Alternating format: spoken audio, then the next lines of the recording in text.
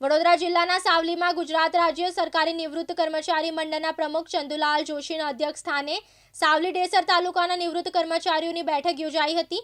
આ પ્રસંગે bank of ઇન્ડિયાના પ્રતિનિધિઓ ઉપસ્થિત રહ્યા હતા અને પેન્શનરોને પડતી અગવડના સંભાળી યોગ્ય નિરાકરણ લાવવા ખાતરી આપી હતી।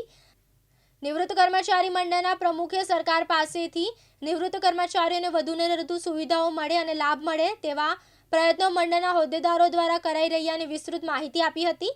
આ પ્રસંગે દૈનિક પત્રની સાપ્તાહિક પૂર્તિ સાહિત્યમાં પ્રસિદ્ધ થતી નિવૃત્ત કર્મચારી છોટાલાલજી રાણા દ્વારા રચિત કવિતાઓનો સંગ્રહને ચંદ્ર કાવ્યરશ્મિના નામ સાથે તૈયાર કરેલ પુસ્તકનું મહાનુભાવોના હસ્તે વિમોચન કરાયું હતું અને 70થી વધુ આયુવાળા સિનિયર સિટીઝન કર્મચારીઓને શાલ ઉડાડી સન્માનિત કરાયું હતું। આજે સાવલી મુકામે સાવલી અને ડેસર તાલુકા નિવૃત્ત પેન્શન મંડળ થકી આજની સાધારણ સભામાં ખૂબ જ મોટી સંખ્યામાં પેન્શનર ભાઈઓ બહેનો ઉપસ્થિત રહ્યા હતા, જેમાં આજના કાર્યક્રમમાં શ્રી સીજી રાણા સાહેબ લેખિત એક કાવ્ય સંગ્રહનો પણ વિમોચન કરવા પુસ્તકનું વિમોચન કરવામાં આવ્યું છે।